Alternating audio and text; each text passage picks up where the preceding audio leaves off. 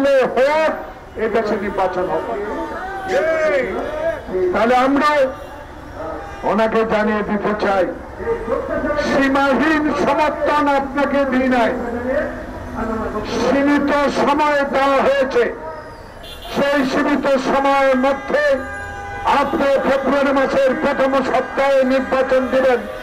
সেই নির্বাচনের জন্য এখনো আপনি প্রতিশ্রুতিবদ্ধ, কিন্তু কি দেখতে পাচ্ছি অনলাইন পত্রিকা, ইলেকট্রনিক মিডিয়া, অমুকে মার্কা না দিলে নির্বাচনে যাবে না, অমুক পদ্ধতি কায়েম না হলে নির্বাচন করব না, অমুক বিষয়ে যদি সংসদ নির্বাচনের আগে নির্বাচন গণভোট না দিলে নির্বাচন অংশগ্রহণ করব না। প্রিয় বন্ধুগণ, যারা এই সকল কথা বলেন, আপনাদের রাজনৈতিক মতাদর্শের প্রতি আমার সম্মান আছে, আপনাদের প্রতি আমার সম্মান আছে, কারণ আপনারা হাসিনা বিরোধী আন্দোলনে, এই চারিদিকে বিদায়ের আন্দোলনে যে অভূতপূর্ব সাহস জুগিয়েছেন, বিএনপিকে সহায়তা করেছেন।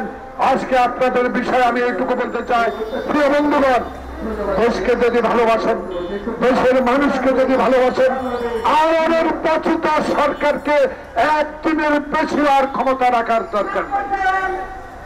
তাই আপনাদের প্রয়োজন, আপনাদের দরকার, আপনাদের সাথে 18 কোটি মানুষ আছে। কারো কথায় কান না দিয়ে, কারো কথার দিকে না তাকিয়ে আপনি যে আশ্বস্ত করেছেন ফেব্রুয়ারির প্রথম সপ্তাহে দেশে নির্বাচন দেবেন, সেই নির্বাচনের ব্যবস্থা গ্রহণ করেন, নাহলে বিদেশি কাছে আপনি হাস্যাস্পদ হয়ে যাবেন। কারণ আপনি বিদেশিদের কাছে একজন গ্রহণযোগ্য ব্যক্তি। আপনার সমালোচনা আমরা করি না, করতে চাই না, কিন্তু বাংলাদেশে এই নির্বাচনের 3 মাস আগে যে অবস্থা পরিলক্ষিত হচ্ছে, যে অবস্থা সৃষ্টি করতে চাচ্ছে নির্বাচনকে ব্যাহত করার জন্য, সেই বিষয়ে আমরা কিন্তু ছোট দল নই, আমরা শহীদদের আদর্শের দল।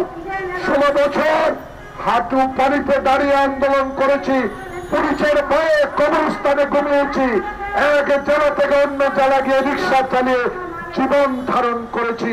আমাদেরকে অবহেলা করে এই নির্বাচন নিয়ে যদি কোনো সংশয় সৃষ্টি করা হয়, প্রতিহত করার মতো সব সাহস ইনশাল্লাহ বিএনপির আছে।